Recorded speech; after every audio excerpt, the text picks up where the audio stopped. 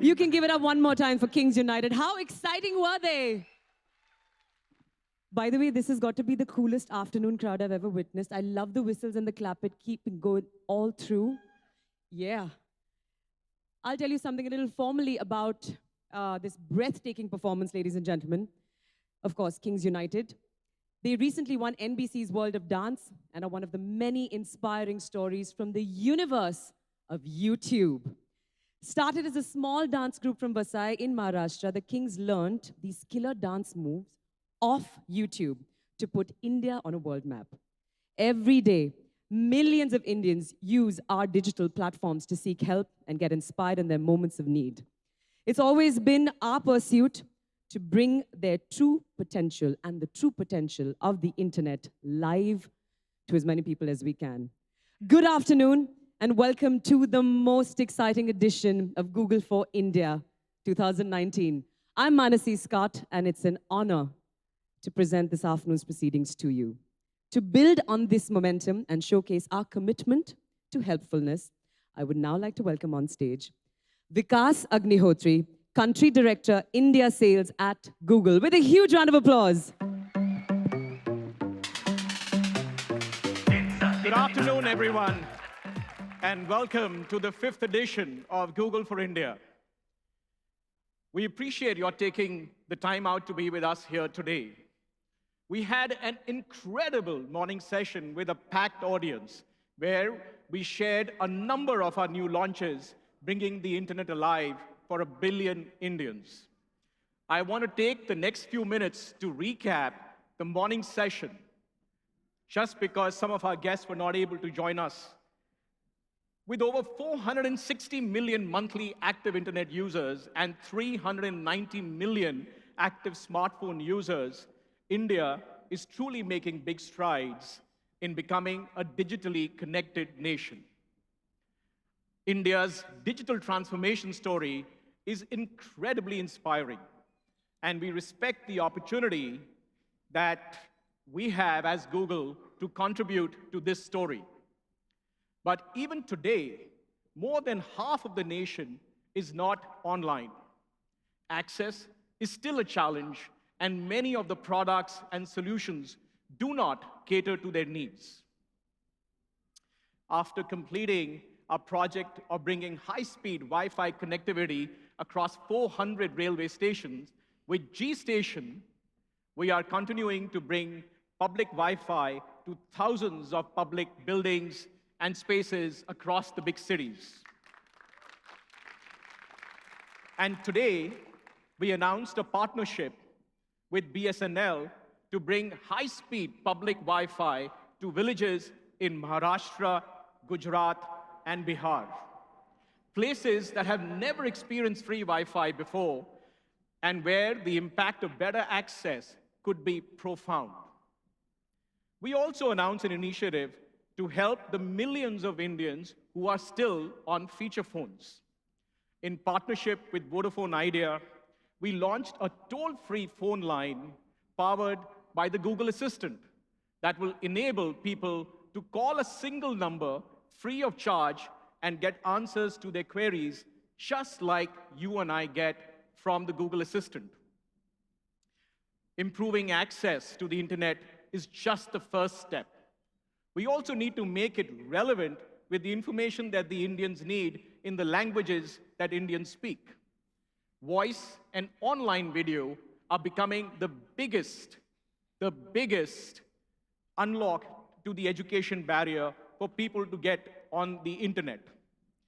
In the last 2 years, we have added 9 Indian languages on the Google Assistant. I'm thrilled to share with you that Hindi has become the second most popular language after English on the Google Assistant globally. And starting today, we are making it even easier for the Hindi-speaking population to speak and interact with the Google Assistant more naturally by merely saying, "Hey Google, talk to me in Hindi," even if the device settings are in English. And we've added a whole set of new capabilities for the Indian language users on the Google Assistant, Discover, Bolo, and Lens. And I do hope some of you have got the opportunity to interact with a bunch of those experiences in the sandbox outside. India's biggest story in the booming internet economy has been the rise of digital payments. Last month, UPI crossed more than 900 million transactions in 1 month in itself. And GPay, with 67 million monthly active users, has played a role in its success. Our vision is to unlock the full value of the digital economy for everyone by making it easier and intuitively simple for people to adopt digital payments.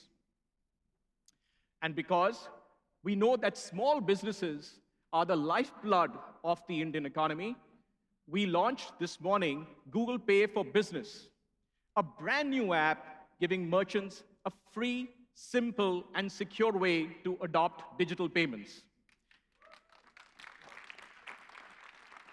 The app manages the back end of cash and expenses and expense management without the hassle of investing into POS solutions. As a company, we have believed in building open, web-based platforms for everyone to use. We want to make Google Pay more than just a payment channel. Today, we announced Spot, the platform on Google Pay. This will enable merchants to offer services within the Google Pay environment or within the GPay app and give users a more convenient way of getting things done in one place, or finding things that they need in one place. We are really excited about this, as brands and businesses of all kinds can create unique new propositions for users of GPay. Much of the announcements we made this morning have been possible because of the advancements we've made in computer science, machine learning, and AI. And we are putting this technology to use in many new areas to solve real-world problems right here in India. I'm delighted to share that we now have the Google Research India, our newest AI research center based out of Bangalore, to further drive innovations in AI. As you can see, we are committed to bring the internet alive by building a helpful Google for everyone in India. The path ahead is full of opportunities. The path ahead is also challenging, but we are extremely confident about the future that a digitally connected India holds for all of us. And while we are learning from India and building for the future, there is a lot that we can learn from each other, and that is the objective of this afternoon's session. We have an incredible lineup of speakers and industry leaders who will share their experiences of embracing digital and how that has unlocked new opportunities for them. I'd like to leave you with a few stories that I'm immensely proud of. Stories that show how brands across categories have used digital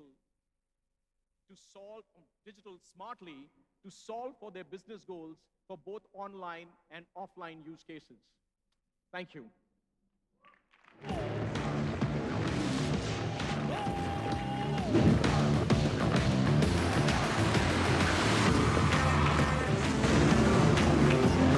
We had a problem. We saw a drop in footfalls at our showrooms, so this campaign helped us get more walk-ins. We chose local campaigns to make the life of our customers easier, to help them find our dealerships with ease using maps and directions. Oh, the results are fantastic. So 63% higher walk-ins into Skoda dealerships at a 40% lower cost. And these kind of results always make the client and the agency happy. The biggest challenge for any new age business today is to get visible, get the customer onto the platform. On our Google campaigns, we've been able to target the right customer base using customer match affinity and custom intents. Harpic had one of its best years last year. Oh my God! And what's powerful about using Google or data-led marketing is the precision that it allows you to actually leverage. I think is what makes YouTube very interesting, because you can touch both the top and tail of India and drive the right messaging. So watch me while I work. Programmatic has helped us deploy campaigns effectively, efficiently, and at scale. Additionally, we saw a 500% increase in website visits and an impressive ROI growth with almost close to 4,000 top bookings.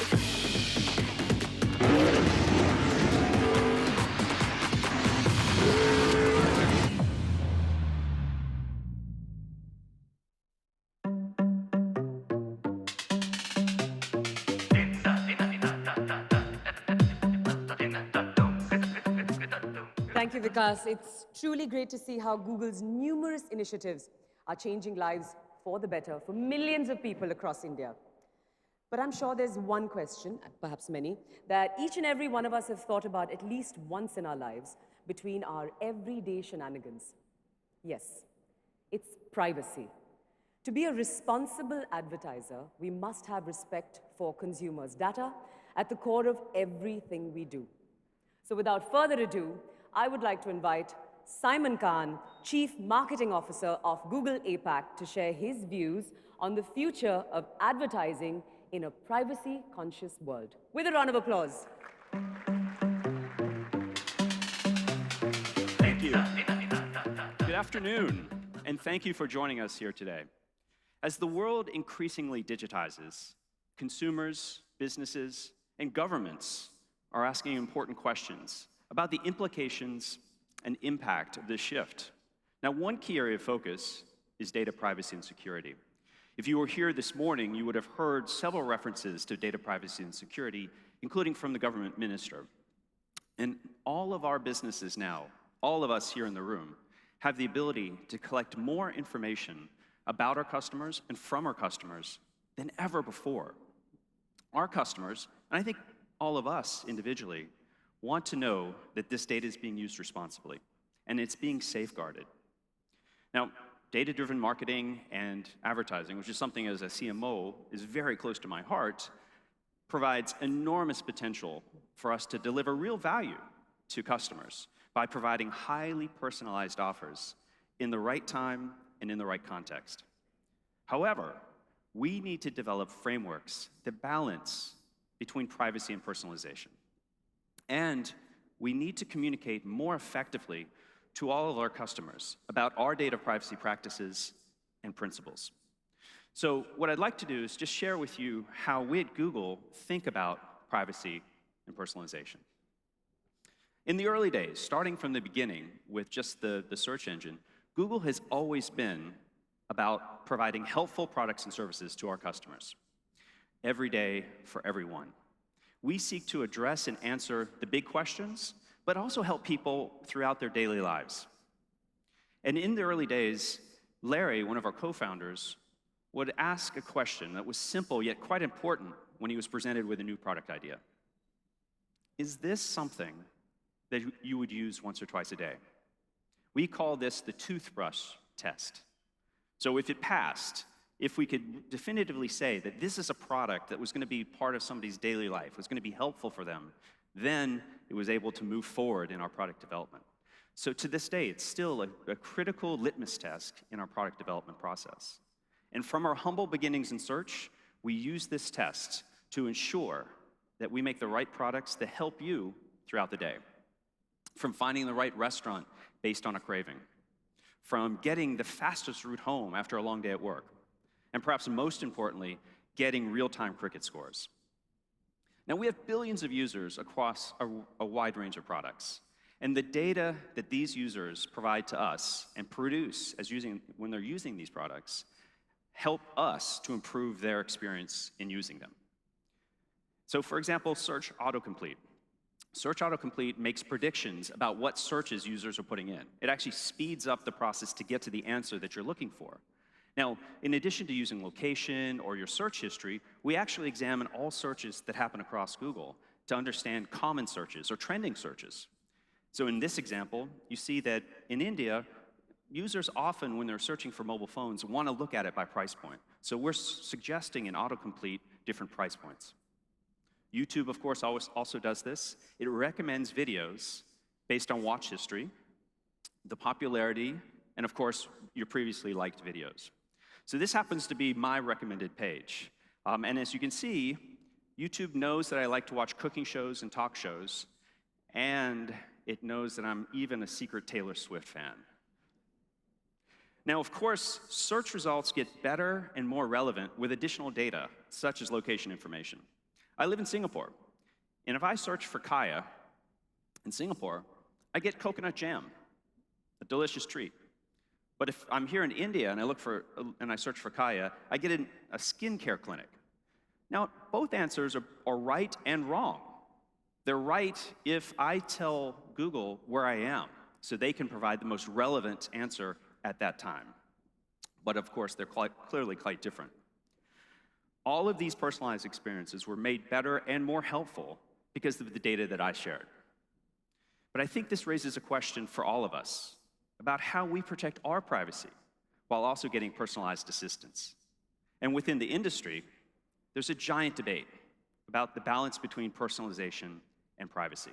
Can these two things coexist? We know that privacy is increasingly important to consumers, and it's very complex because privacy is personal. We each define privacy in our own way. There's no one definition that equally applies to all of us. For example, for parents like myself, privacy is setting up digital ground rules. It's keeping an eye on screen time. It's setting a bedtime not only for the children, but for my children's tablets. And of course, it's blocking inappropriate content. But privacy for small businesses is about safeguarding customer data. And then perhaps privacy for teens may be about deleting selfies in the future. So as business leaders, it's imperative that we earn our consumers' trust in this area of privacy. And if we don't do this well, the consequences are huge. For 81% of consumers, trust is the #1 factor when they're considering brands. We have a lot of work to do. Only 34% of consumers actually trust the brands that they're using. And here in India, 78% of users say that they would stop doing business with a company that misused or lost their data. We need to do a better job of telling users why we're collecting the data, what we're using it for, and giving them control over how this information is used. At Google, we take this responsibility seriously. Billions of users entrust their personal data with us, such as their email in Gmail, such as their pictures in Photos, or their files in Drive. This data is private, it's never used for advertising, and we secure it for them. We also use a privacy framework with 3 principles. Transparency, full visibility of the data that you're providing to us and your preferences. Choice, having users decide how their information is used, stored, and deleted. And then, of course, control, helping people decide their preferences for product features and for settings. Now, Google users have a one-stop shop within their Google account, which allows them to manage this activity. This one-stop shop gets 20 million visits per day. Within the Google account, we have an ad section. And so what I want to do is I want to share with you kind of how we take these privacy principles and put them into action within this framework. So within the Google account, what you can see here is the ads personalization. It's helping users understand the information that we're using to generate personalized ads. It includes what data is being collected and who's collecting it. And we ensure that the language we're using is not legalese. It's clear and it's straightforward. So that's transparency. Now, if we move to choice within ad settings, you can see the list of all of the interests that we use to personalize these ads. Users have the option to decide how much they want to share, which actually leads to control. We put the user in the driver's seat by giving them the ability to turn off specific interests. For example, here, I can turn off cricket and won't receive ads targeted to this interest. Of course, I would never do that in India. Users have control over who has access, how long their information is stored, and how it's used. So as I've noted before, we all have a responsibility to balance privacy and personalization. I don't see them as opposites. Personalization enriches experiences, and if we can use a minimum amount of data to provide those rich experiences, our users will love us for those products. But users need to be informed and in control of their privacy preferences. If we do that well, we will earn their trust. So I want to close by emphasizing how seriously we take a role in this ecosystem. Our mission to make the world's information universally accessible is powered by an advertising ecosystem that keeps the internet open for everyone. I encourage you to adopt a privacy framework that will safeguard your customers' data and give them transparency, choice, and control. Thank you very much.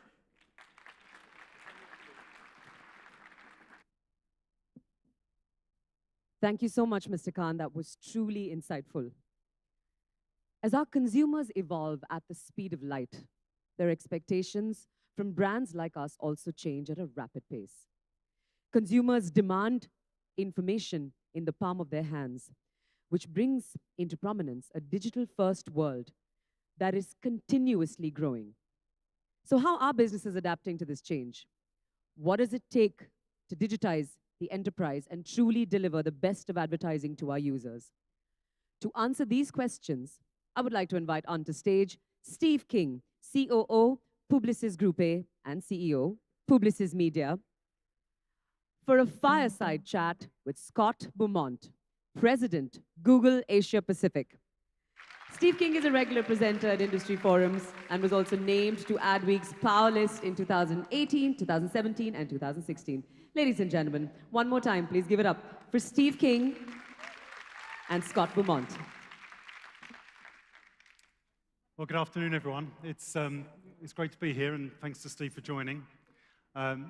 So as you heard, Steve is the global CEO of Publicis Media and the global COO of Publicis Groupe. So let's start by asking, which role is the most difficult? Oh.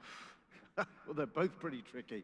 Well, I think the Publicis Media role, I've been in the media world for 30-odd years, starting and acquiring and building a business from when we started, very executional start, and obviously I've been with that business all the time. I think so as a business I'm much more familiar with, being COO of a group of Publicis in about 75 markets and 90,000 people, as you can imagine. And it's very disparate now. We've got a huge component in data and technology and content and creative.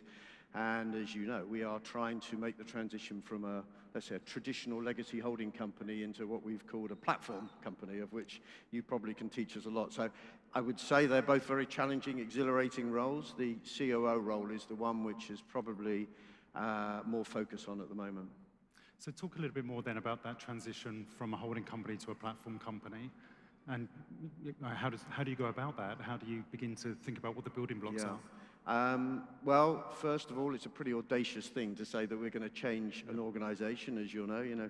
Google started out as a tech and engineering business, and that stayed as your fundamental core d'esprit, whereas our business was very much a sort of legacy service business. When I joined the business, it was an executional business. It was very simple. It was the creation of long-form content. You had retentive, receptive consumers who'd watch advertising. And then, our role was to place that advertising in front of them. It wasn't that difficult. It was very much an executional role. And, and that business has changed dramatically. We started with a few dozen people in London, and the business, just on the media side alone, is about 25,000 people around the world. Amazing.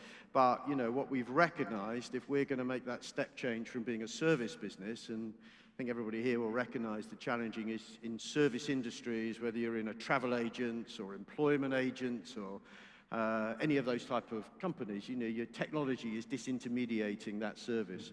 So what we've tried to do is to say, look, the way that we're going to provide value, and we're always going to be a service business, is to create horizontal platforms. So what we are trying to do is to build out things like technology and data and analytics that we can then plug into on a global basis and serve those through brand, through our client teams. And so it's obviously a sort of bold, ambitious vision, the one that we're trying to do it. And obviously, as you know, we've made some pretty strong acquisitions, which we hope we are going to learn from and help us accelerate this step change. So let's come back to that in a minute, but let's just go back, because you mentioned about the profound change you needed to create in the organization. So when we think about culture and building the culture, Maurice Levy had this famous phrase, which was no silo, no solo, no bozo. Does that still live and breathe? And can you tell us a little bit about that? Yeah, it's interesting because that throwaway comment, it wasn't supposed to be publicly given, no silo, no solo, no bozo. actually came from really when we repivoted the organization. And this was Publicis, unlike Google, has been around for sort of 9 decades. And we had an event in San Francisco.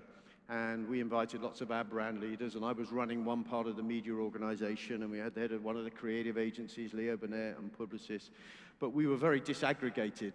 And at the time, we had a positioning around Vive la différence, celebrate those differences, and we were not really connected anyway. And the idea of this gathering in San Francisco, like this, you know, was we would get lots of our senior directors together, and then we get some what we thought some visionary external speakers. And in fact, I did by irony, I did a reverse of you, and I tried to interview Sergey Brin, who obviously your founder, and interesting me interviewing him about technology. But anyway, that's a different story. And but at this meeting, I think many of these, you know, and we had some of the founding directors from Facebook and Amazon and Uber and Tesla. I think we recognized that it was a huge rallying cry. You know, our sort of historic organizational that had lasted, let's say, our first 90 years was not really future-proof for the future. And we were going to be challenged by all sorts of external forces. Technology was going to play a huge impact. And that was where we said we needed to repivot the organization. We had already some incredibly diverse assets, but we needed to collate these in a very different way. So we created, really for the first time, which will seem surprising to an external inlooker, we created single client teams. So we had a single client team for big clients like a Samsung and a P&G and GSK, et cetera.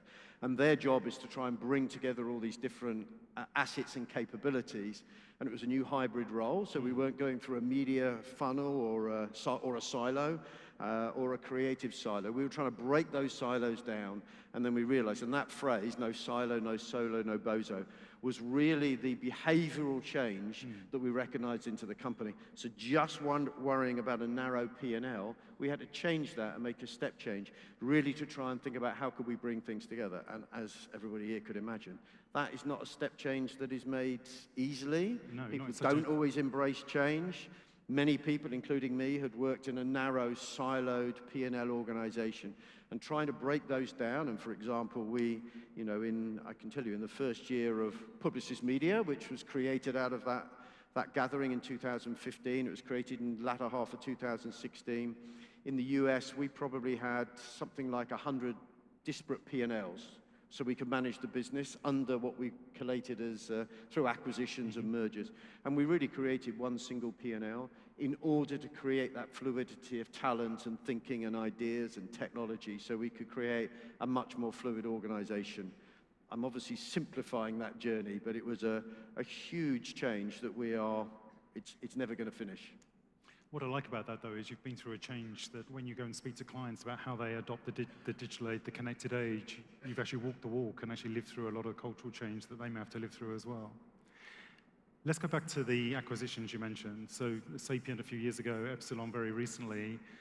What does that bring to you, and what kind of use do you want to make of it? So I go back to 2015, that seminal seminar for us in San Francisco.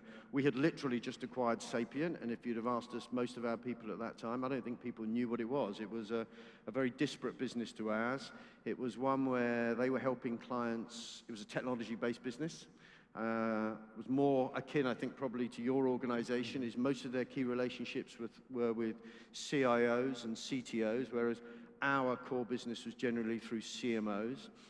Predominantly, it was a systems integration company that was helping companies with their technology challenges about how they could make changes structurally and organizationally to embrace a new digitally led future. And we felt this would be hugely compatible as an extension of what we were trying to do. And there were challenges with that integration. It was the first major acquisition that we had done. And we learned a lot and made loads of mistakes. We made lots of separate acquisitions. I mean, actually here in India, you know, we repivoted as a purely digital company. We acquired 2 or 3 companies, a company called Resultrix and Convonix here in India as a good local example, which has given us a really, from quite a latter start, we've only been going less than 20 years actually, which is sort of a late entrant into India. from a media perspective, and we now have a pretty dominant position in the digital marketplace. I suspect we're the largest partner with Google here in India. Move forward much more latterly to late last year. We had already seen huge success with the ability of putting data at the center of our clients' transformation. And we had a platform called Publicis People Cloud. And many of the major headline client wins and conversions, like Marriott and GSK and some of those big global clients, we had won and been successful through a single lens of the consumer through using data. And we had the opportunity to be one of the potential acquirers of Epsilon. And as you know, 11 weeks ago, I think 11 weeks ago in 3 days, we closed that acquisition. And that as a business, it's certainly the biggest acquisition we have ever made. It was $4 billion, so 40% of our market cap behind this organization. It was a time when obviously the economic environment is pretty challenging, but it was a business, if Sapient brings us systems integration and business transformation to our clients, Epsilon brings us at scale the ability to understand consumers, brought us first-party data, and it gave us huge access to engineering. And it's that ability to build IDs for clients, owned by clients, in order that they can reach and understand their consumers much more effectively in a digital age, we felt would be a huge accelerant for a journey that we'd started 3 or 4 years earlier. What's interesting is that if you take Sapient, where actually it was quite a disparate business, Epsilon has actually got a much more of a overlap with us. The key primary contact is the CMO, but they are into managing loyalty for banks and hotels, etc., but also building data, incorporating, inculcating first-party and second-party data, managing data relationships for clients, and then building and engineering IDs. And interestingly, if you were to ask about the importance of India, India is a huge component part, and it's not dissimilar from your business here. You know, you've got a front of office operation, and just if I talk about the media business, since our current leadership took over a few years ago, we've probably multiplied by 10 times. So we've got about 1,500 people in our media business, fueled particularly by those local acquisitions. But we've got something like 10 times that number sitting predominantly in Sapient and Epsilon, and what we call our GDD, which is our global distribution center for analytics, data sciences, which I was with yesterday. And so Epsilon and Sapient and the GDD together are real competitive advantages. And again, I was here yesterday with one of our key global clients, really thinking how we can leverage those capabilities. And I think, as you know, people say concretely, well, are you really making that journey into a platform company? Yeah. And when I go and visit that operation, I think it would probably look quite similar to people from Google in terms of the type of talents. We're recruiting the same talents. We're competing in the same job market. We can't afford the Google salaries, but we all stock options. Well, yeah, fingers crossed the stock keeps on doing well. And but happy to partner with you on developing the pipeline of that talent coming through. Let's talk a little bit about India. Enormous online connected community, one of the world's largest economies, incredibly vibrant culture. Give us a little bit of a flavor in terms of your global portfolio, where it fits, and the importance of India, perhaps. Yeah. Well, by market dynamic, you know, India, let's just say in media terms, is roughly about $10 billion of ad expenditure out of a total of $600 billion. So it's obviously not one of the top 3 in terms of markets. For us, far and away the biggest market in virtually all our categories is the US. And you can, with the footprint of Epsilon and Sapient, you can see how those are its core markets. In the media, we're virtually 1 in 3 of all media dollars expended by US advertising agencies. So we have a huge dominant market share. India, as I said, has been, I think, definitely in our top 3 in terms of our growth markets, the acquisitions we've made, the type of clients we've gone into. We very much, because we were a late entrant, we very much piggybacked on the back of that digital explosion, which we see very much continuing. Our business is growing by about 30% per annum. It will continue to grow at that amount this year. I mentioned the number of media employees, about 1,500. So it's sort of doubling every 3 years. And I know there's a lot of concern about the economy, short-term, I think short-term cyclical trend, but you know, for various reasons, I think we feel that our business will continue to grow, certainly for next year at that same sort of rent, largely because of the sort of expansion of our services. You know, digital used to be very narrow, and like media used to be executional. It's now much broader. But if you were to ask about the importance of India, it's our second biggest market in terms of headcount. I talk about the access to talent, and it's a bit like your operations in Hyderabad. You know, it's serving globally capabilities and product design and development locally for a global market, and that's exactly the model we're trying to build.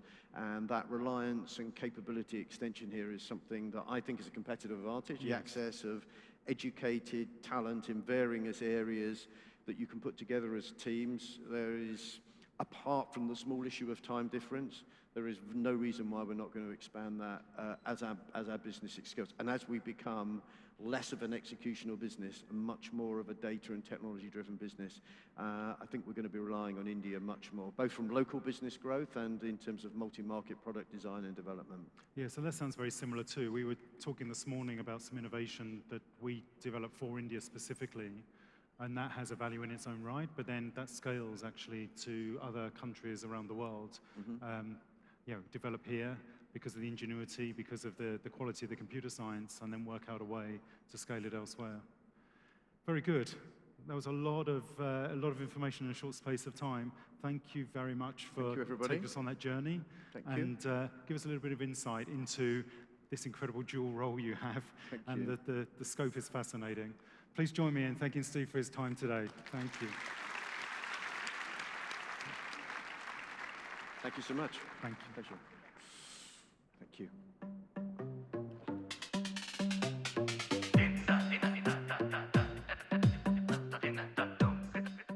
Some very key takeaways for all of us right there. Thank you for that wonderful session, gentlemen. Talking about digital transformation, there is nothing more inspiring than seeing a truly made in India brand going global. For our next session, I'd like to invite onto stage Aditya Ghosh, CEO, India and South Asia, Oyo Hotels and Homes, who will talk us through Oyo's journey of leading digital with innovation. Ladies and gentlemen, please give it up for Aditya Ghosh.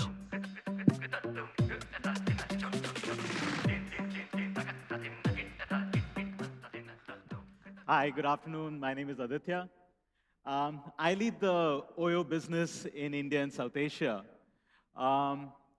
So, you know, at Oyo, we're all about creating quality living spaces. Our founder, Ritesh, he came up with this idea some years back, not too far back. And when we saw that there is this fragmented real estate market and this inconsistent quality, and the only way to get to really quality spaces if you want to stay in a hotel was to forego your next EMI on your home or sell your arm and a leg.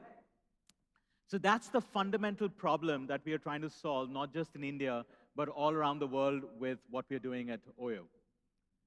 So, you know, growing up in India, I remember as a kid that, you know, you would get off a bus or a train or a flight in a strange city, and the first person that you would end up arguing with is the tout. And whoever is giving him that extra 50 rupees or 100 rupees, he will take you to that hotel. At this moment in time, you know that you are being cheated. It's a question of how much. And that's the only thing you're really bargaining against.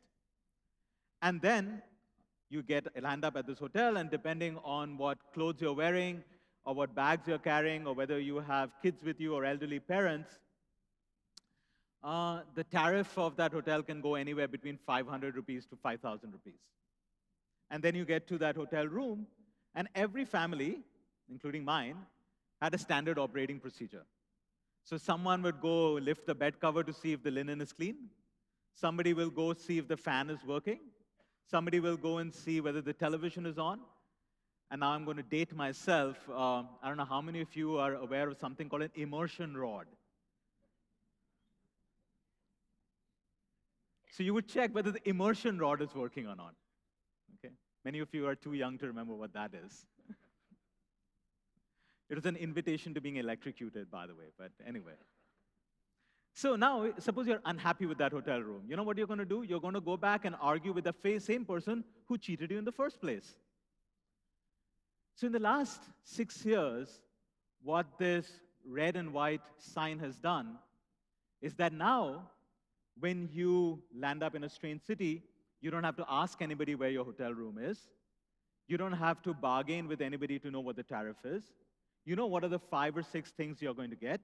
You're unhappy, you have a call center, and you have discounts, and you have a remedy, and you have someone to complain to. Certainly not the judge and the jury being the same person. And for how much? For average about the price of 3 cups of coffee. It takes more for a couple to go for a 2-hour movie in a city like Delhi than it takes for that couple to get a roof above their head at an Oyo hotel in most places around the country. That's the fundamental problem that we are trying to solve. That's why technology is so important to bring about a change in people's lives.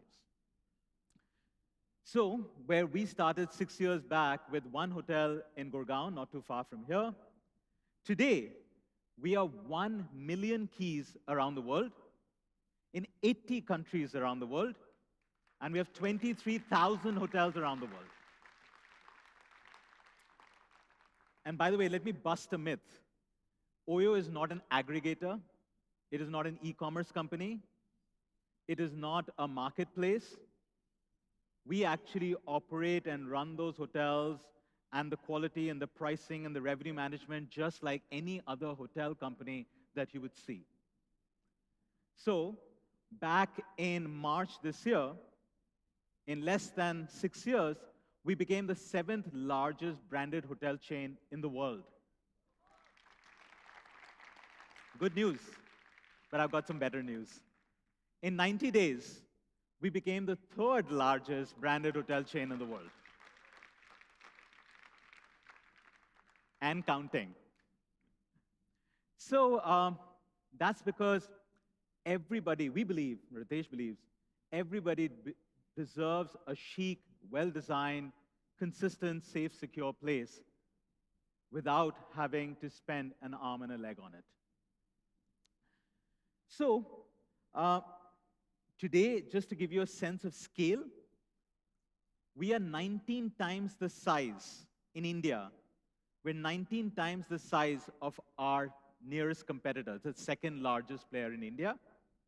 And if you count all the branded hotel chains in India and put them together, we are 4.5 times the size of those hotel groups put together. And we are less than 6 years old. At Oyo, we understand that that also means that customers actually react very, very differently. Now, before I get to the whole bunch of brands we have and why we do, let's think about how traditional legacy hotel companies have gone about their business and what makes us different.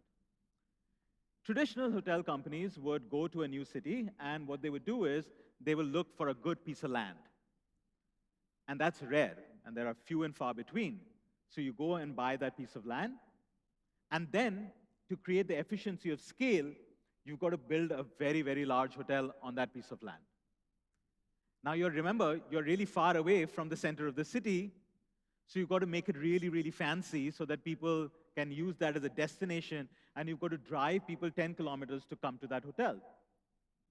And therefore, you put a pool and a spa and 5 restaurants, and before you know, you created a bunch of efficiency which you're going to pass on to the consumer, and no wonder you're paying 10,000 rupees a night. In all of this, hotel companies forgot that one person, what are they called? Customers.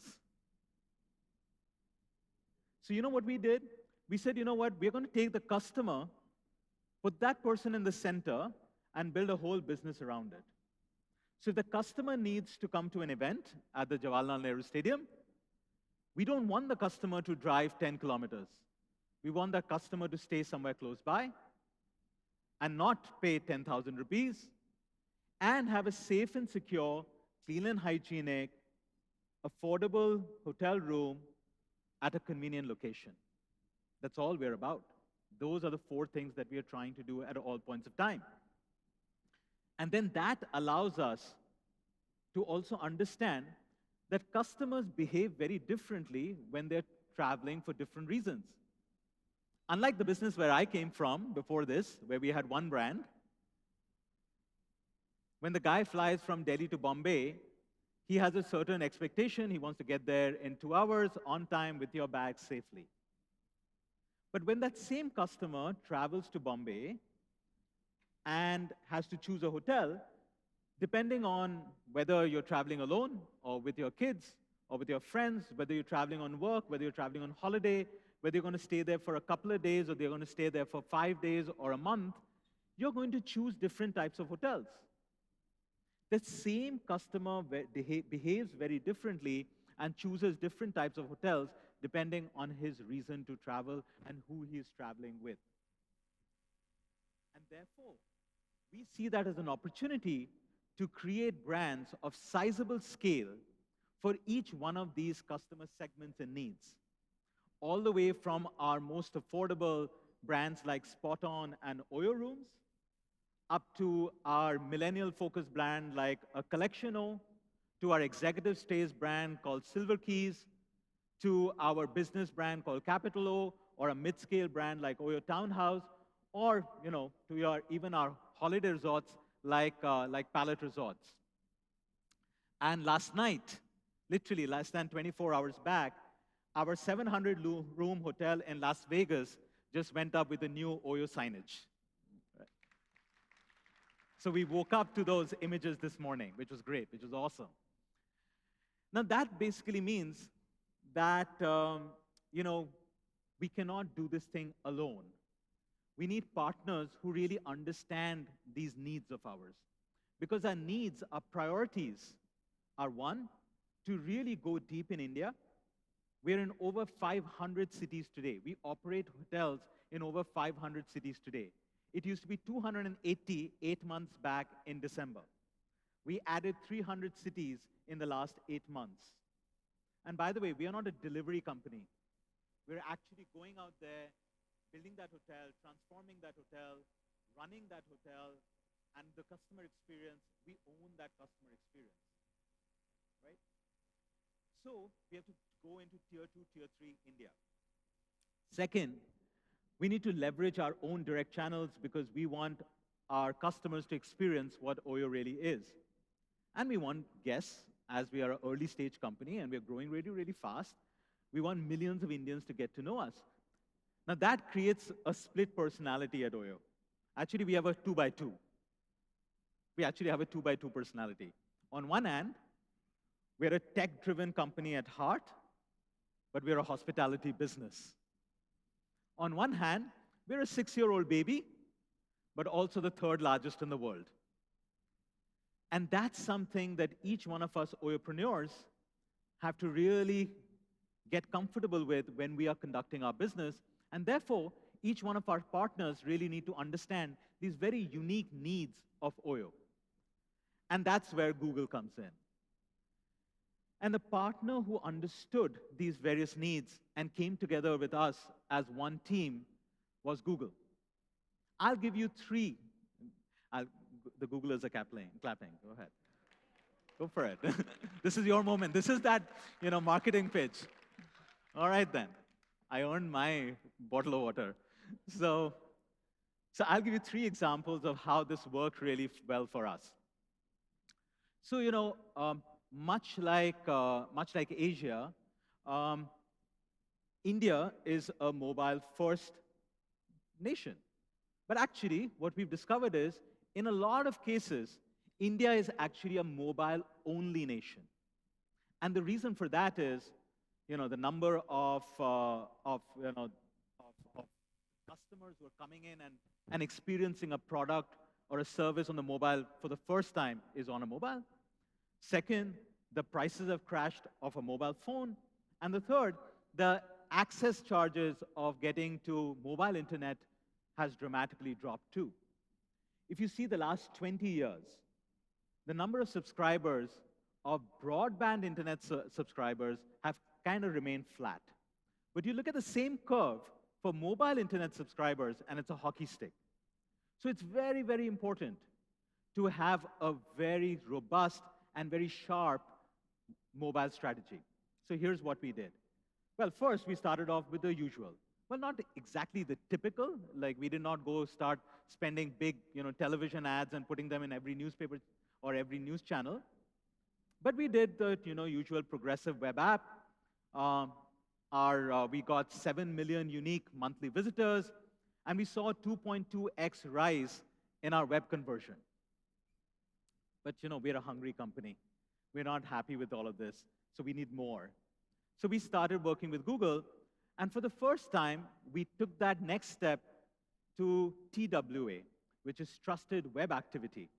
So one of the problems that we faced was that as we are penetrating deep into India, or for that matter, penetrating deep into even the major cities, there are a lot of our customers who are using low-end devices. And therefore, how do you solve for that? And the last thing I want is, I want that customer to come to my hotel and use my space, but in return, I'm cluttering up all his space on his mobile phone. So how do I solve for that? So with this, we came up with a Oyo Lite app back in March 2019, right? And our size of our app reduced 90% from what it was earlier. What that has meant is, since March to now, in the last 6 months, 100,000 times people have downloaded this Oyo Lite app. What was 2.2x?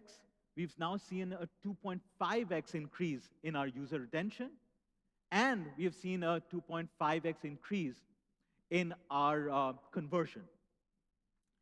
And as a result, mobile website traffic for us at Oyo has gone up 10x in the last 2 years.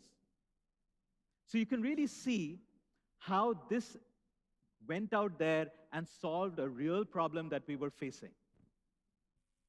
But the good thing is also that we got a shot in the arm. We got featured on Google I/O, which was a great thing for Burhan and Anuj and Pranav and the whole team that runs this at Oyo. So now that we've got access to the consumer and we are in their phone and we're making it efficient, the next thing was, how do I make sure that the payment and the fulfillment becomes easier? So that's where Google Pay came in. So we integrated Google Pay onto our app. What that has meant is our UPI transactions have gone up 100%.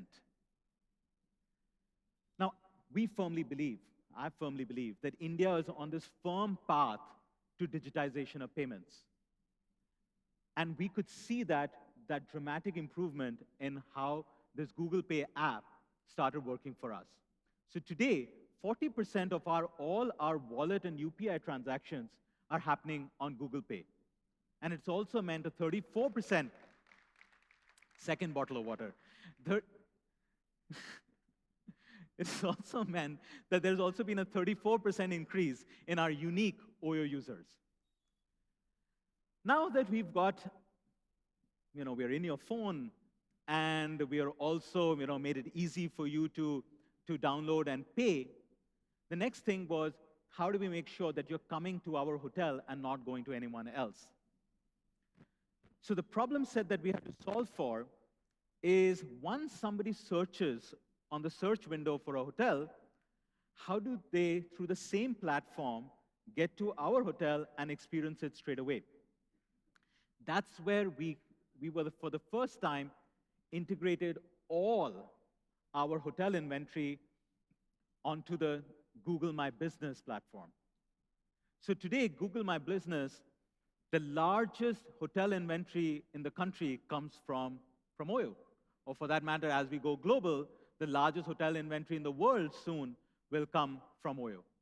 Now that has meant that there has been a 5x increase in traffic, a 5x increase in bookings, and the good news, a 7x increase in revenue, right? But what an interesting learning was, and this is India, that as we did this and people started accessing it, our call center traffic suddenly started spiking. And we first couldn't understand what was going on. And then we soon realized that's because we were on GMB. So instead of stopping at digital, we said, you know what, this is India, so you have to have an omni-channel presence and approach. So we quickly ramped up our call center capability to double of what it was in a matter of 6 weeks just to get that traffic. So the ability to get traffic and get business just exponentially increases and makes it more efficient. Now, talking about efficiency, as some of you know, I originally come from a very thin margin business, right? There have been books and quotes written about how you started off as a billionaire and you became a millionaire because you were in the business that I used to be in. So I'm not the big guy on spending money on large television ads. So if I'm going to spend money on advertisement, it has to be to the right customer, at the right place, at the right cost. At the same time, because we are an early stage company and we are out there growing at this pace, we wanted to put our product proposition and our service proposition out to the real customer. So we came up with a video, but then that brand campaign had to go to the right customer. Now I'm going to show you that brand campaign in just a bit. But what it did was, because of the work we did with Google, it got 10 million views and 21 million unique reach in a matter of 3 days, right? And first, you'll see the video, and then I'll tell you why this was so important for us. चाबी अपने दरवाजे में छोड़ दी थी।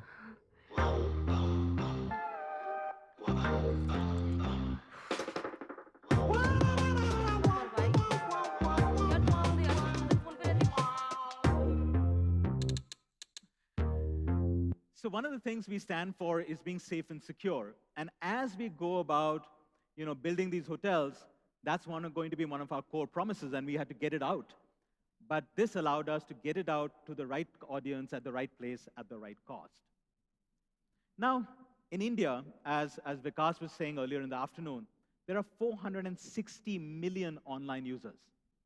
But only half of them are in urban areas, which is great news for us. But that's where the opportunity as well as the challenge lies. So having that ability to spend on digital is extremely important. Having a clear strategy is extremely important. Having that outcome-based approach is extremely important. And because of what we've done, we've gladly spent 3.5 times of what we were spending earlier on just our digital marketing, which is twice the industry benchmark. But clearly, as you can see from the last 3 little episodes that I showed you, it's working for us. Now, as we set out to grow up to our next level, what's our dream? Our dream is to make sure that we create not just quality living spaces, but we create the first truly global brand out of India. India is a 5,000-year-old civilization, but we do not have one single brand out of India that you can see in 50, 60 countries wide, 40, 50 cities deep. You can go to any Kirana shop in any village in India and you'll find a Swiss chocolate. But you cannot find an Indian brand on a corner store or on every street across 80 countries, across 40 cities deep. That's the mission and that's the dream that fires up all us Oyopreneurs. It is more than being a tech company. It's more than being a hospitality business. It's about realizing our true potential. And that's where we think that we need deep partnerships. We need deep partnerships with people who understand that mission, who really believe in what we are believing in. And it's worked really well for us with Google. A couple of the new next things that we are going to do, for instance, is we're going to integrate our booking platform and our booking engine into the Google Pay so that you can search, pay, book, everything seamlessly on one platform. I was looking at some research by KPMG and Google some time back, and it said that in the next 2 years, 9 out of 10 internet users in India will be using the internet in their local language. So we are big on vernacular. So we just started our Hindi app, but we're definitely going to act much more to make sure that we stay relevant to everyone who comes and stays with us. Today, about 500,000 people around the world are resting their heads on Oyo pillows every day, right? And that's a huge responsibility for us. But as we say, it's day 0 at Oyo, and it's day 0 with our partnership too. And I thank you for the opportunity, for giving me this opportunity to share this dream with you. I hope all of us will make you really, really proud. Thank you.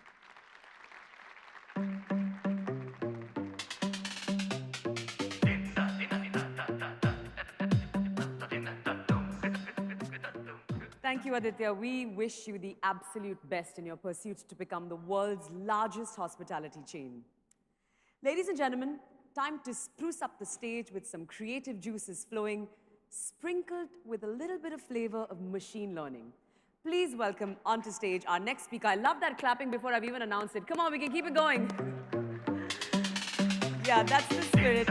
Welcome our next speaker, Kim Larson, Managing Director, Global Creative Services at Google, who will unveil the perfect recipe for a great ad powered by the magic of machine learning. Welcome, Kim. Thank you. Thank you. Good afternoon, everyone. It's a pleasure to be here. I got a very easy brief. The brief was, come talk about the future of creativity and the impact that machine learning is going to have on our industry. It's easy. We'll be done in a few minutes. Let's hold on. So I want to start with some consumer context. So today, 24% of the global population are millennials. Now, this is the group that we as marketers have tried really hard to understand, be relevant to, talk to in the right tone. Well, that's fundamentally going to get an even more important job and change over the next few years.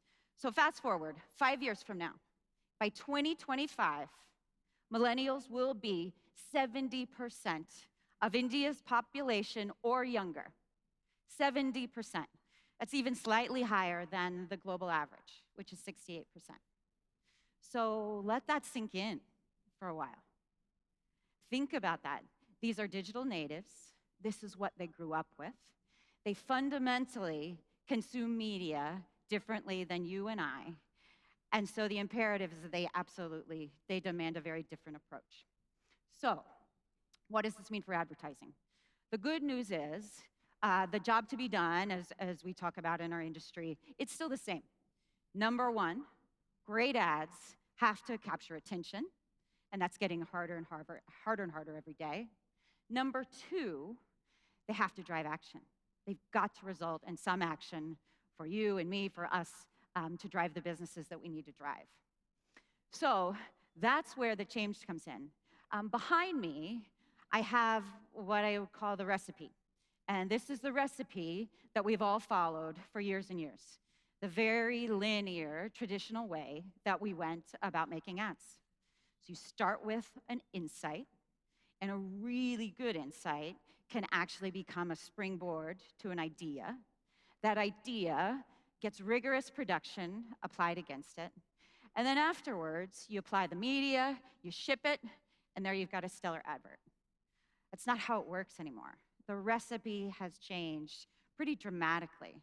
And in a way, it's super exciting because of what we can do now. So with the advent of the cloud and the computing power we have there, coupled with the techniques we now have around machine learning, this is super exciting. We can now do things that fundamentally change 3 parts of that equation.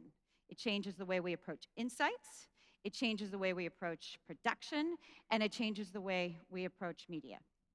So let's give a couple examples and roll up our sleeves a little bit. Let's start with insights. So today, insights, they're fundamentally dependent upon 2 things. Number one, your ability to access quality data, the quality of the data that you're sitting on. The second, and more importantly, is your ability to ask the right questions of that data. And that's really, really, really hard, because oftentimes as marketers, we don't always know what we're looking for. So here's the good news. There's an enormous amount of burn and churn data crunching that happens to mine through all this data that's incredibly inefficient. And that grunt work can actually be done more efficiently by machines going forward. And machines are really good at this because they're good at identifying patterns. They're good at finding outliers, figuring out what's off trend and out of the ordinary. And that's usually where we find the germ of a really good idea. So let's take an example here. And I say, machine learning can help us really push from interesting to insightful. So behind me, this was a brief that came to us from an FMCG snack brand that you're all very familiar with. And the brief was, help us understand how consumer snacking behavior has changed. Okay, got it. So normally we would start this and we'd start looking at keyword and keyword searches. One of the keywords that they gave us was chocolate cake keto. So it's a bit of an oxymoron, but that's where we started. And typically what we would do is we'd deliver you a graph, just like the one behind you. We'd isolate a period of time, we'd look at that trend line, and we'd see a trend line that looks like on the right. So it's kind of interesting, but it's not at all insightful, because as a marketer, I absolutely don't know what to do with that. So let's apply some machine learning to that. This next graph that you see, what if we could take all Indian snack queries over the period of a year? What if we could take all those and plot them against points of day, points in time? It's pretty interesting, but not necessarily unpredictable. You see there's a spike round about now, 4 o'clock, when snack queries start really, really, really peaking. And that's somewhat more insightful, because as a marketer, I can start to think about how I might action against that. Okay, how do we take it one level deeper on the next slide? Now this is really insightful. So what we did is we were able to segment these snack queries. We were able to segment out what I would call the mindful snacking, or more of those healthy snacking types of queries, and plot them against time. And then look at the indulgent, the impulsive, the sort of sweet treat snacking keywords, and plot those against time. And what you see are two vastly, vastly different curves. Now that is insightful, because that's something as a marketer, I can do something with this. I can figure out which products to offer. I can better offer them at certain times of the day. And I can even start to think about who I might target these to. So there. So that's one big piece of help. Now let's look at the other side of the equation. Let's talk about production and media.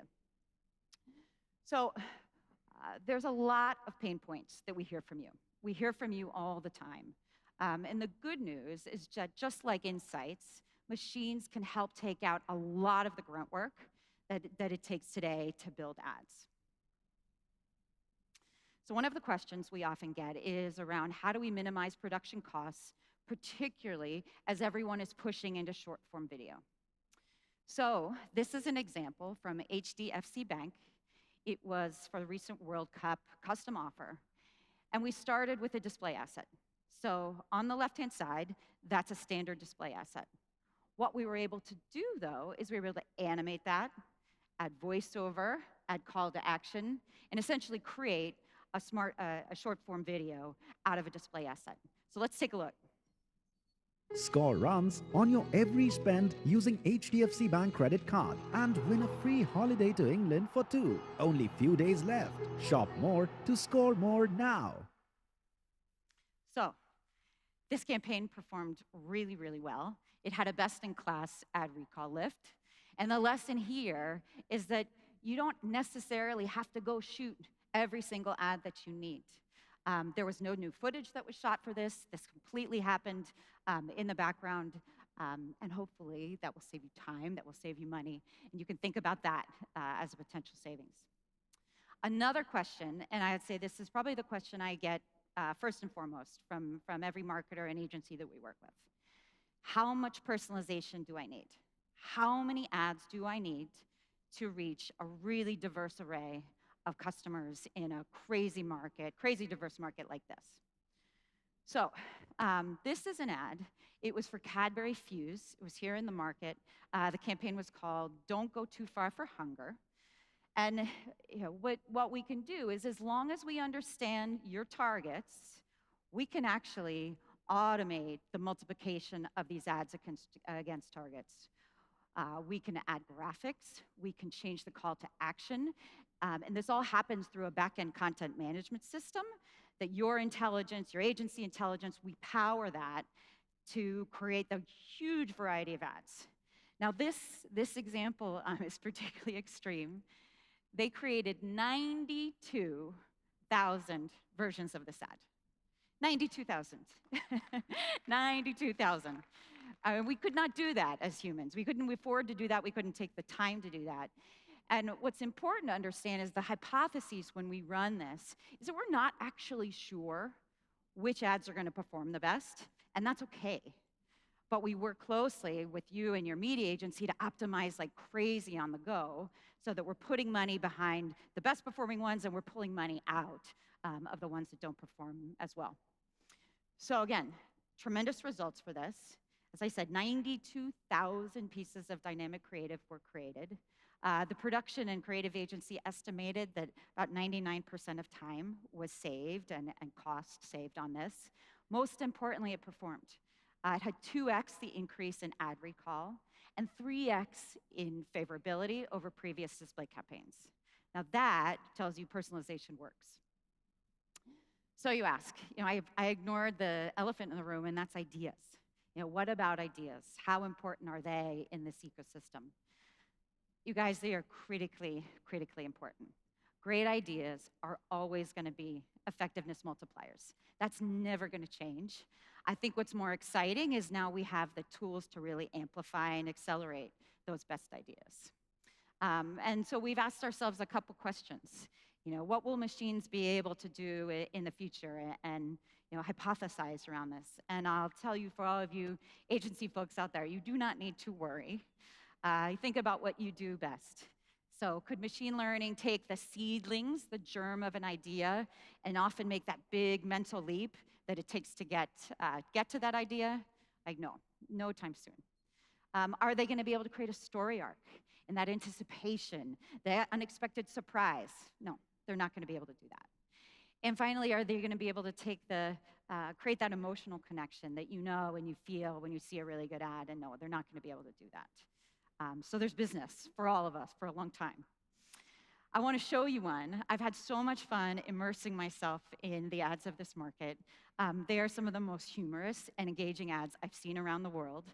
This is a favorite from Fevikwik, and I can't imagine how a machine would ever come up with this. Take a look. Mummy, देखो मेरा new phone. पहले दरवाजा खोल दे, कबाड़ी वाली होगी। कबाड़ी वाली? पर ये सनग्लासेस, इयररिंग, बैग, सैंडल्स, ये सब तो मेरे हैं। हैं नहीं थे, टूट गए तो तूने तो फेंक दिए। और मैंने चिपका लिए। Oh no! Oh yes! फेंको नहीं, जोड़ो। Fevikwik. Oh, I had my friends translate that for me, and it was super fun. So what can you do when you go back to the office? That's most important. We're all here to drive the business. So first, I would just ask you to think about this recipe.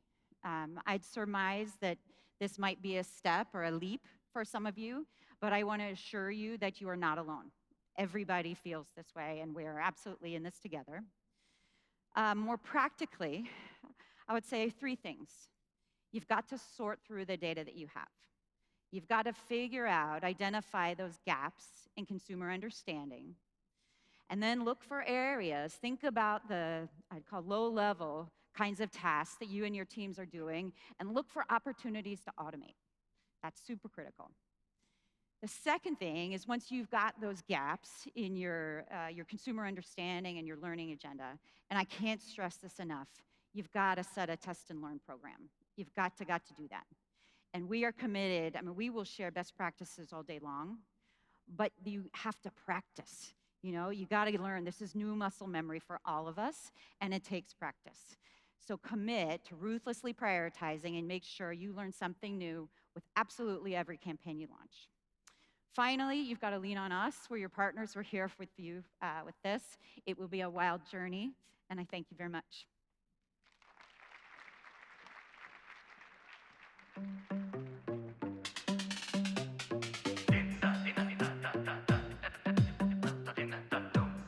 Thank you, Kim. Those ideas can truly change the game of creative storytelling. Talking about game changers, up next, we have one of the world's most progressive FMCG brands who are reimagining the beauty industry by simply going digital first. Without further ado, I would like to call onto stage Amit Jain, Managing Director for L'Oréal India, to share his brand story of digital evolution. And sit tight, because right after Amit Jain, we have a special surprise coming for you. Please welcome onto stage Amit Jain. Thank you. Good afternoon, Googlers, Nooglers. I just learned about Zooglers. Clients, partners, this is truly an awesome get-together. I missed Kim's talk, but I did catch Aditya's, and that was so inspiring for me, Aditya. Yeah, 6-year-old brand was number 7, went up to number 3 in 90 days. Give me a break. How do you guys do it? Well, I'm a huge fan personally, and I'm sure I speak for the rest of the audience, that we are truly proud of what Oyo and the team are achieving on putting India on the brand map. Well, I'm here to share a very different story, that of a 100-year-old company, yeah, which is now got among the best brands globally in beauty and is trying to reinvent itself in the face of the changing consumer. Globally, L'Oréal is 30 billion pure beauty player, which is among the fastest growing CPGs in the world. Last year was 7.2% globally. So it's pretty much adding more than 2 billion a year to itself, 400 million in free cash flows. But these are numbers, and numbers are odious. What is really important for us is in L'Oréal, we like to think like a startup. And one of our credos is rethink, relearn, and redo. And that's pretty much going to be a theme of what I'll be talking about later. However, first, just to go into the environment, the fast evolving beauty consumer today is moving really fast. Fortunately for us, beauty and digital are a perfect match. Beauty is very visual, is socially shareable, and it thrives on all those wonderful platforms which are out there. There are more than 350 million smartphones in India. If I were to look at smartphone penetrations here, my guess is 140%. Yeah? All right? But what does it do? It spawns a completely different behavior. The smartphone has great visuals, HD screens, allows the user to get their personal sense of beauty. And guess what? It also has a camera on the other side of the screen. Or is it 3? So this means the consumer, at any point of time, has to be selfie ready and look great all the while. Who knows when the next selfie moment is going to come? So it follows that we believe that tomorrow's beauty will be tech beauty, and we at L'Oréal have decided to become the pioneers in this new beauty tech world. As we rethink and redo, the early results of this mission of ours have been fairly encouraging. Let's take a look. Wow. Some of those numbers are moving fairly quickly. But once again, you know, a major pivot is what's behind the numbers. And I think the biggest pivot for us has been clear commitments. Over the last few years now, more than 47% of our investments in media globally have gone into digital media, and 70% of that is programmatic. Driving up engagement with our consumers, taking our global e-commerce revenue up to 12% of total. And this is just the tip of the iceberg, because what lies beneath is really fascinating. Let me explain.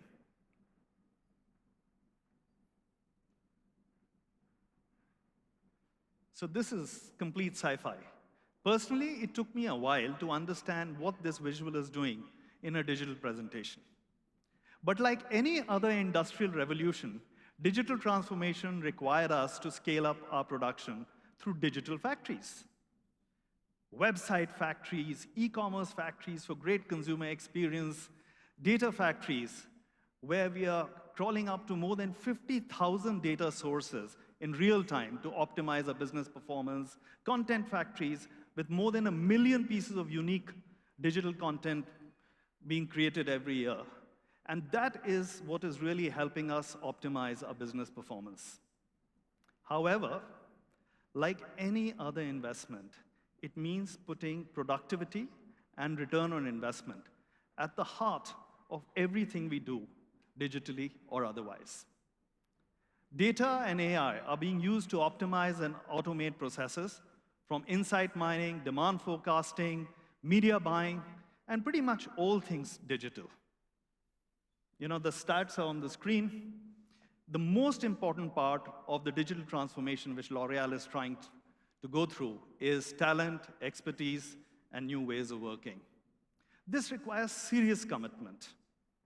We have had to restructure. We have had to make very difficult choices. We've had to reduce our investments in traditional channels and traditional media. And it's created, of course, a fair amount of pain, catharsis within our organization. But you know what? There are no free lunches. So a bold vision requires bold commitment and difficult decisions, because in digital, to paraphrase, execution eats strategy for breakfast any day.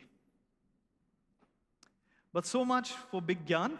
Let's take a look as to how we are executing this strategy for ourselves here in L'Oréal India. Well, in India, we are relatively late to the party as L'Oréal. I like to say we are 25 years young by FMCG standards, where we've got a lot of our peers who are more than 100 years old in the country. And that means we are pretty much challengers in most of the beauty categories which we operate in. The good news is that some of our agency partners here now tell us that recently we've become the clear number 2 in all the beauty categories which we operate in. But we aren't going to take the credit for this. This has been catalyzed by the rapidly evolving Indian consumer, who's far more digitally mature. It offers a whole new level of consumer recruitment. And as of today, digital, very recently, has become the #1 growth driver for L'Oréal in India. I was told that FMCG and digital, you know, they don't quite get together. You guys are old world, you got old brands, old way of doing things. But I believe the one thing which is making a real difference for us in India is around culture and mindset. The mindset of a startup. Those are the guys we are up against. So L'Oréal in India has advantages and disadvantages which come from being a very large-scale enterprise and a global player. We've got processes, we've got authorizations, we've got hierarchies, and you know, all the lovely stuff which comes out of being a part of a big multinational. And I'm sure a lot of you can relate to what I'm saying. But the challenge for us has been, how do we re-gear ourselves to compete with those agile, nimble-footed startups? You saw a stellar example. Thank God Oyo is not in the beauty business. We'd be toast. So we kicked off a change program, which was simply called Simplicity. And the idea was to build the spirit of a startup, despite all the advantages of a global multinational. So this didn't come for free. Extensive simplicity training. So a lot of my colleagues who are sitting over here, initially, when they were asked to report for simplicity training, they were, are you joking? Yeah, but then we had to understand what simplicity meant. How do we improve our ways of working? How do we improve the work life of our colleagues?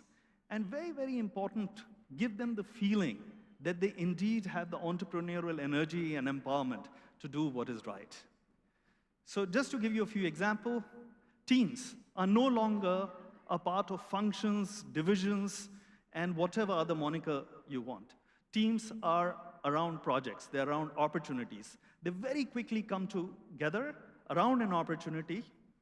They're typically cross-functional in character, they meet their goals, and then they disassemble to regroup around the rest opportunity. Well, at least that's the plan. And we are just beginning to take the first baby steps. Are we a best practice there? Not as yet. But as I speak to you, hopefully you'll pick up a few nuggets of what we believe is working for us. Empowerment is something which we have sought to put in place through something which is very well acknowledged within the world of L'Oreal. We call it freedom within a frame. Very simply, a frame around revenue, margins, costs, take a few KPIs, some basic principles, agree those with the team, and then the team is free to operate with speed within the frame and behave truly like an entrepreneur and get out there to take on our very, very formidable competitors. Consumer satisfaction, reviews, and ratings are the new success ratings, and the teams are rapidly adapting around customer feedback to make sure that the customers are the ultimate and the only judge for success within L'Oreal. Test and learn. This is an age-old L'Oreal credo, which we have happily adapted for ourselves in India. It allows us to make a series of small mistakes and rapidly and consistently course correct. It's okay to fail, but they need to be small mistakes. Very importantly, every time you should be learning and course correcting all the time. And we bring this credo to life through three basic concepts: seize, create, and innovate. At L'Oreal, our strategic intent has been to seize what's starting. Grab a trend out there in the market and make sure you are first to the party and ride it really hard. Let me share with you an example of a very, very stable and a mature business in what they did. L'Oreal Professional is a business we are very, very proud of. Yeah, being slightly immodest, I'd like to claim joint credit of the fact that L'Oreal Professional, our brands like Matrix, L'Oreal, Kerastase, they have jointly created the salon channel. These were beauty parlors 10, 15 years back. There's been incredible work which has been done in creating this channel. And around that, this requires fundamental change in consumer behavior. The Indian consumer, who in pretty much most categories is DIY happy, was very happy doing their haldi, chandan, uptan at home, and suddenly asking them to invest out there in professional beauty services is a big leap of faith. And that is what our digital marketing investment is trying to drive. This is leading to a rising trend of consumers who are searching for salons near me. And that's why it's imperative for us at L'Oreal Professional to help connect the consumer with our salon partners. To seize this opportunity, we extended our digital marketing through a call to action that showed the nearest salon. Simple stuff, you do it all the time with Zomato.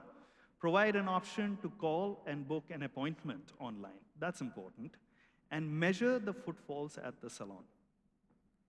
Simple stuff, making it happen, is something which gave us a lot of pride. So we've got a pilot in place in Mumbai and Bangalore with our key salon customers, and this has resulted in almost 8x the conversions which we would have had otherwise.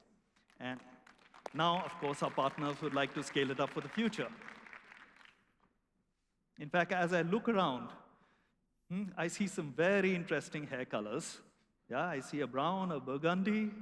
This is really cool stuff. And my guess is some of you might have gone for the L'Oreal Salon Locator recently. More power to you.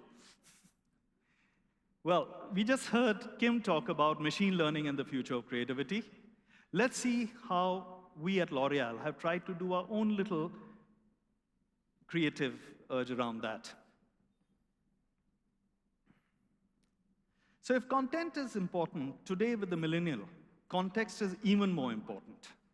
Personalization is the key to drive deeper engagement with our brands. Over the years in India, once again, taking a hair color example, hair color has traditionally been around gray coverage, dull, boring black. Yeah? But as L'Oreal goes about its mission of sharing beauty with all, the challenge is to engage with the millennials and have them color for color and not color for coverage. Once again, big leap. And our friends in Garnier Color Naturals, which is our leading hair color brand, decided to go much beyond demographic targeting and speak to each of their consumers in a manner that was relevant to them. It was important to do this in a scalable and cost-optimized fashion, which is sustainable over a period of time. It is really interesting how millennials today can be discovered and targeted through various digital footprints and interests. Google helped us customize Garnier Color Naturals campaign at a scale using machine learning and automation. You can see the numbers over there. With 4 personalized video ads, along with Google, now we could create more than 1 lakh display creatives, which were relevant to the L'Oreal and Garnier consumers. The campaign moved the color spectrum of browns by more than 25%, which in consumer behavior terms is staggering for those of us who have been in this business for a long time. And yeah, right now the results still roll in. This is happening out there as we speak. Moving on to another theme of test and learn, which is around innovation. Innovation in beauty tech almost always requires a partner ecosystem, which brings in complementary capabilities.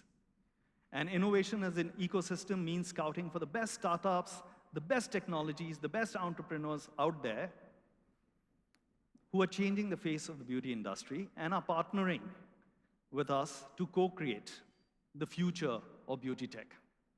And because we at L'Oreal believe in AR, AI as the future of beauty experience, we recently acquired a company called Modiface out of Canada, who are the historical leader in the AR and AI beauty tech business. This is right now, as we speak, being piloted in collaboration with our e-commerce partners here in India. And they tell us that there is a lot of consumer interest. In fact, they're beginning to call it Modi Face. So now there's pressure to look at a beard grooming app as well. But in all honesty, all jokes aside, the results are mixed to start with, but that is the essence of test and learn. I've been assured by our teams that we're going to get it right, and in the next few weeks, our consumers are going to have an A-grade try-on experience online. Keeping with the same theme, in another week, you will see, those of you who are interested, of course, L'Oreal Paris Rouge Signature Lipstick, an ad on YouTube. You'll have the opportunity to test the virtual try-on YouTube. Yeah, so be sure you're looking pretty when you're taking your pictures. Punch try-on, and you can play around with different shades which help you suit your style and your personal style of beauty. So with our friends in Google, we are doing some fun stuff. We are looking forward to your reviews and some great ratings.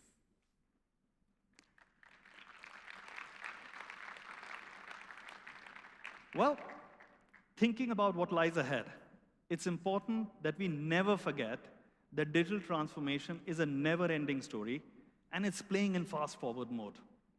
As a pioneer in beauty, L'Oreal is actively exploring new advanced domains ranging from smart mirrors, visual search, augmented reality, wearables, connected device.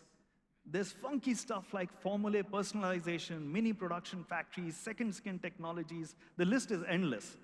We are pretty much there on every hot topic. However, having made these futuristic predictions, the reality is how we at L'Oreal in India think about our role in the beauty tech space. In all humility, we at L'Oreal think of ourselves as the poet and the peasant, where we are building a vision for the future with a head in the clouds, and our feet are anchored firmly on the ground, building the foundation of a beauty tech company focused on creating value for the Indian consumers. In this journey, we are always looking for the right talent and the right partners to build L'Oréal for India. Thank you. I'd just like to take this opportunity of acknowledging our wonderful team. L'Oréal, can you get up and take a bow? These are the magnificent men and women who made it happen. Congratulations. Thanks.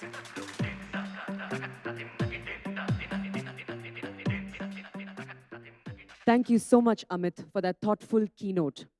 As we move forward in this journey from traditional to modern, an alternative mainstream has finally emerged. Just like the rules of advertising are being redefined, music has also seen a paradigm shift. To bring this eventful day to a close, we are very excited to present to you the best from the worlds of both traditional and modern music right here on this stage at Google for India 2019. This is a trio that we put together especially for all of you this afternoon. Divyansh, number 1 out of the 3, started beatboxing at the age of 13 and has never stopped since. With over 9 years of experience, he has honed his style and technique over time and then went on to occupy a spot in the top beatboxers of India. His unique sound resonates the region that he belongs to, Jaipur, Rajasthan. He now imitates instruments and adds his own twist of folk music in a mesmerizing amalgamation that remains unparalleled. He is truly revolutionized the face of Indian beatboxing with his mix of regional and modern sound. No stranger to us, the incredible Mame Khan is also known as the signature folk voice of Rajasthan and has taken an ancient musical legacy from the Golden Thar Desert to the screens of Bollywood and to more than 60+ countries worldwide, celebrating the finest of folk fusion with the 21st century audience. Mame Khan belongs to a family of master singers who perform a unique oral tradition which is more than 15 generations old. And the third of our superstars, no strangers to Delhi, the New Delhi-based duo of Gaurav Rana and Tapan Raj, aka the Medieval Pundits, are known as the Chemical Brothers of India. For more than 18 years, their pulsing, driving electronica has pulled off an eclectic variety of the sources from across the planet. With sturdy roots in the DJ culture, on Light, 6 Degrees Records, their 4th full-length studio album that they've created, they've put out their first performance-based concept record, rooted as much in Western rock as the diverse folk traditions of India. Ladies and gentlemen, as I said, our finale act has been specially curated for all of you this afternoon. Please give it up for our folk maestro, Mame Khan, our YouTube superstar and beatboxer, DVK, and the magicians of music, the Medieval Pundits.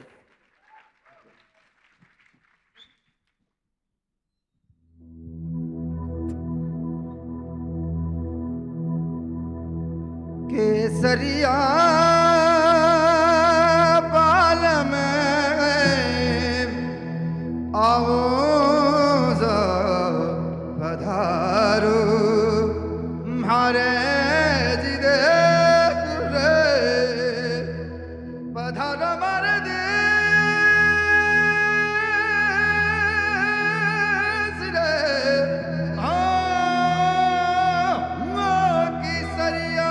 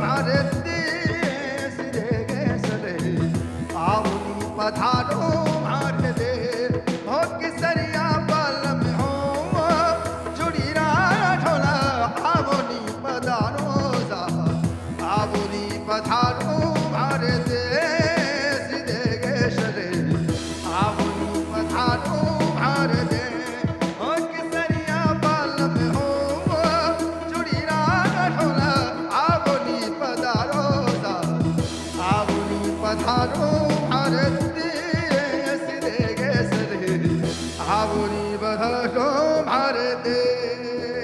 Come on, everyone.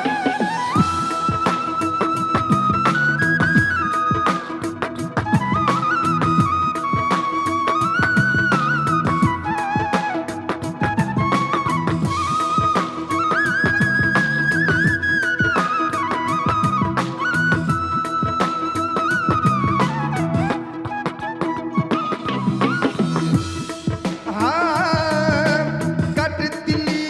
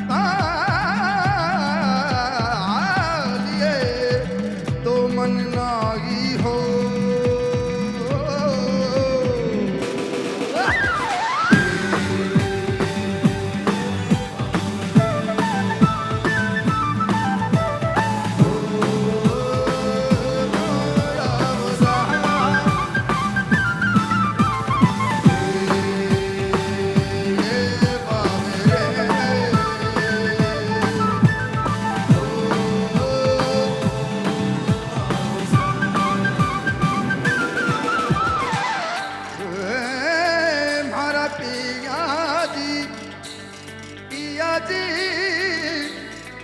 पिया जी पिया जी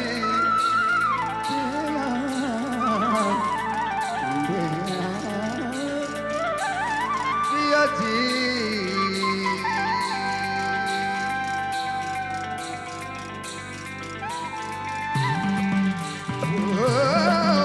साजन फूल गुलाब को मैं भूला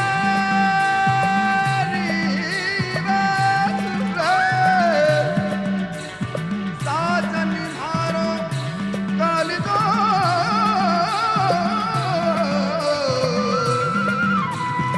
मैं साजन रोसा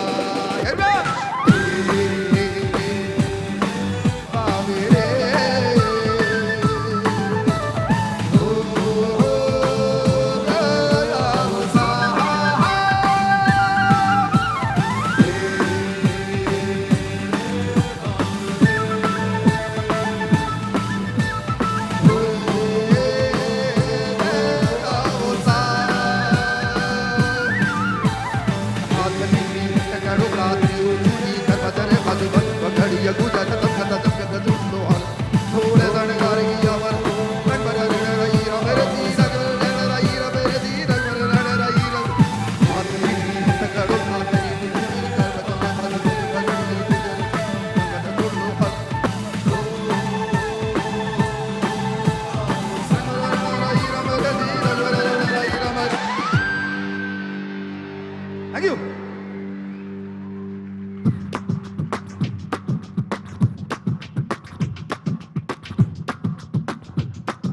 All right, make some noise for TVK, Mame Kanji, Pandita Ajay Prasanna on flute. Thank you for having us.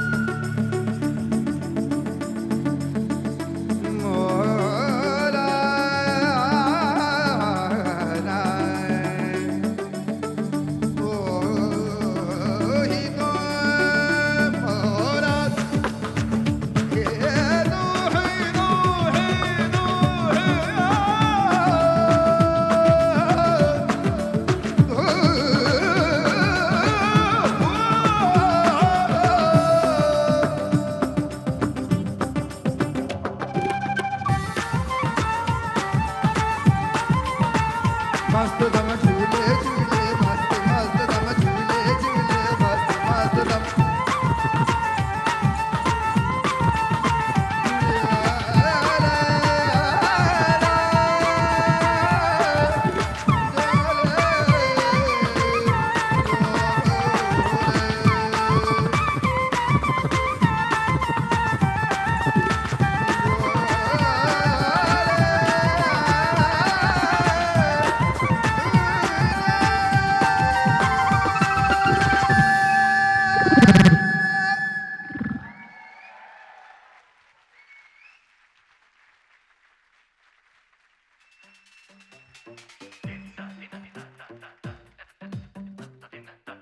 Ladies and gentlemen, one more round of applause for DVK, Mame Khan Saab, and of course, Medieval Pundits.